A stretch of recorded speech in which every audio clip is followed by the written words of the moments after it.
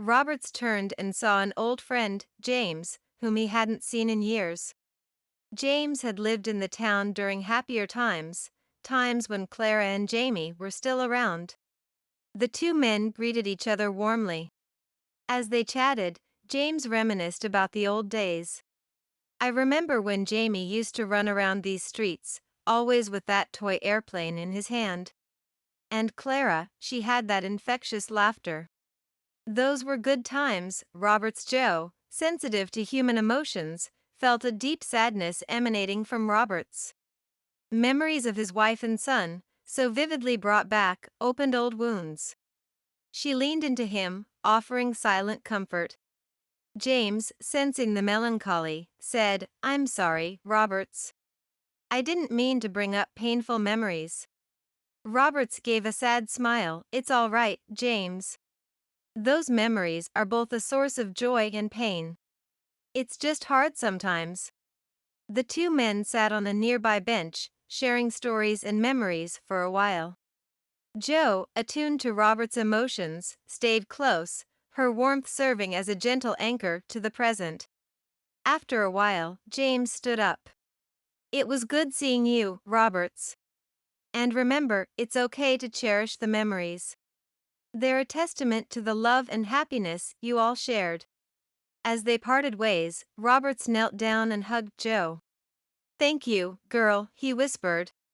Jo, feeling the weight of his emotions, licked his face in response, her way of saying, "I'm here for you." That evening, as they sat in the living room, Jo sensed a mix of sadness and gratitude in Roberts. While the past held pain, it also held love, and with Jo by his side, Roberts was reminded that love never truly fades away. The next day, with the morning sun casting a soft glow, Jo had a mission. She remembered the joy Sarah had brought with her thoughtful gesture for Pip. Perhaps she could bring a smile to Robert's face as well. Jo trotted through the town, her nose and instincts guiding her. She reached Sarah's house and barked softly at the gate. It didn't take long for Sarah to come out, her face lighting up when she saw Jo. "Hello, Jo. What brings you here?" Sarah thought out loud, knowing the dog wouldn't understand her words, but hoping her friendly tone would convey her sentiment. Jo wagged her tail and barked again, glancing in the direction of her home and back at Sarah, trying to communicate her need. Sarah, intuitive and kind-hearted, picked up on Jo's urgency. "Do you want me to come with you?" she asked. Jo barked an affirmation, and together they headed back to Robert's house. When they arrived, Roberts looked surprised but pleased. "Hello, Sarah. What a pleasant surprise." Sarah smiled. "Jo came to fetch me. I think she felt you needed some company." Jo looked up at Roberts with her soulful eyes, trying to convey her intentions. Touched, Roberts chuckled. "You really are something special, Jo." Sarah spent the afternoon with Roberts. They chatted, had tea, and Sarah even played a tune on her violin. The melancholic melody filled the room, echoing the sentiments Roberts felt but bringing a therapeutic release. As the day waned, Sarah left with a promise to visit more often.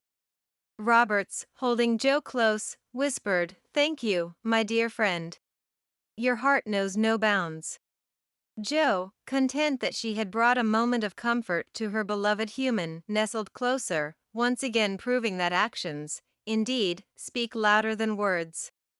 I'm so happy you still are here. One day, as the season shifted and the leaves painted the town in shades of orange and yellow, Sarah and Roberts decided to take Jo for a longer walk than usual.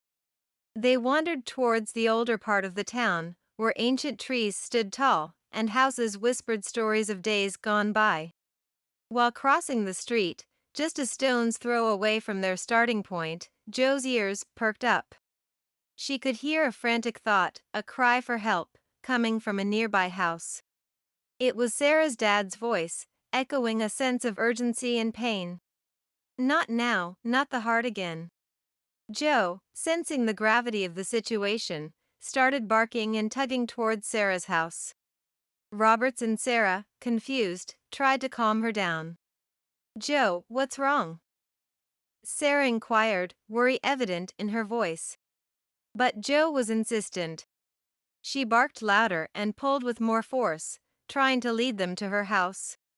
"Trusting Joe's instincts," Roberts said, "let's follow her. She seems to be picking up on something." Racing to the door, Sarah quickly unlocked it and was met with a scene of her mother on the phone, panic in her eyes, and her father clutching his chest on the couch. Sarah's heart dropped. "Dad," she cried. Roberts, quickly assessing the situation, said, "Sarah, call an ambulance. I'll try to keep him calm."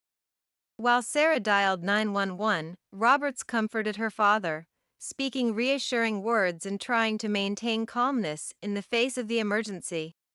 Joe, sensing the heightened emotions, lay beside Sarah's dad, providing warmth and solace. The ambulance arrived quickly, and with the medical team's efficiency, Sarah's dad was rushed to the hospital.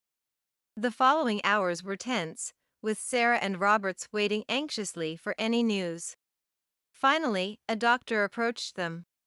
"He had a minor heart attack. Thankfully, you called in time. He's stable now and should make a full recovery."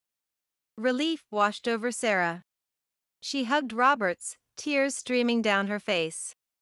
"Thank you," she whispered. Roberts patted her back, "We're here for each other." As they walked out of the hospital, Sarah knelt beside Joe, hugging her tightly. "Thank you, Joe. If it weren't for you, things might have been very different." Joe wagged her tail, nuzzling Sarah in return.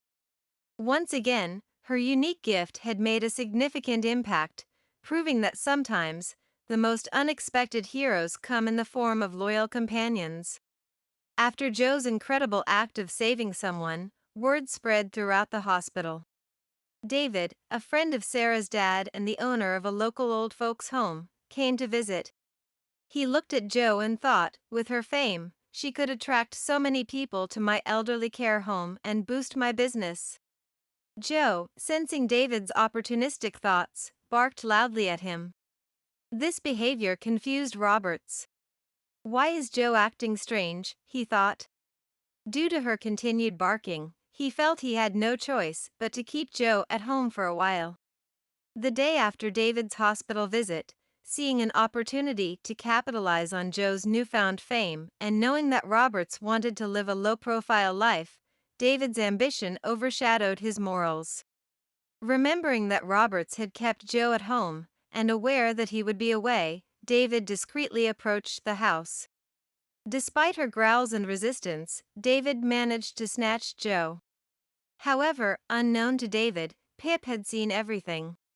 Recognizing the urgency of the situation, Pip utilized his small size to squeeze out of a window and headed straight to the door where Joe was being held. With great effort and using bits of knowledge from his past escapades, Pip managed to unlock the door. Joe, sensing Pip's intentions, waited for the right moment. When David was momentarily distracted, she seized the opportunity to escape, with Pip swiftly riding on her back. By the time Roberts returned, Joe and Pip were back in the house, awaiting his arrival.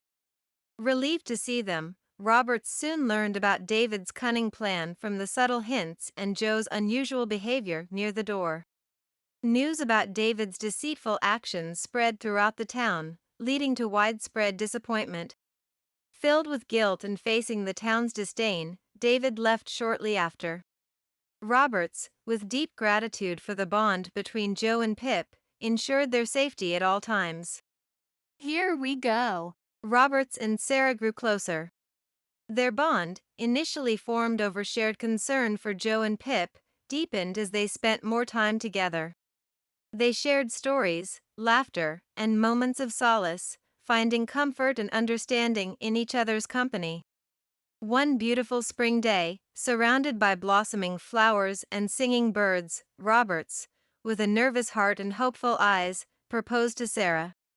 She, with tears of happiness, accepted. The town was abuzz with excitement. The story of their growing love had touched many, and everyone eagerly awaited the big day. On the wedding day, the town gathered at the local park, which was adorned with flowers and fairy lights. Joe, wearing a cute bow tie, and Pip, seated in a tiny decorated cart pulled by Joe, played special roles, leading the procession. Their joy was palpable, and their presence added a unique touch to the ceremony. Sarah looked radiant in a simple yet elegant gown, and Roberts couldn't take his eyes off her. Their vows were heartfelt, reflecting the deep bond they shared. As they exchanged rings, the town cheered, celebrating the union of two beloved members of their community. The reception was a joyous affair with dance, music, and merriment. Joe and Pip entertained the guests with their playful antics, and everyone rejoiced in the happiness of the day. The wedding symbolized more than just the union of two souls, it marked the merging of past pain with present joy, and the promise of a brighter, shared future. As the evening drew to a close, the newlyweds, with Joe and Pip by their side, looked up at the starry sky, grateful for the journey that brought them together and excited for the new adventures that awaited.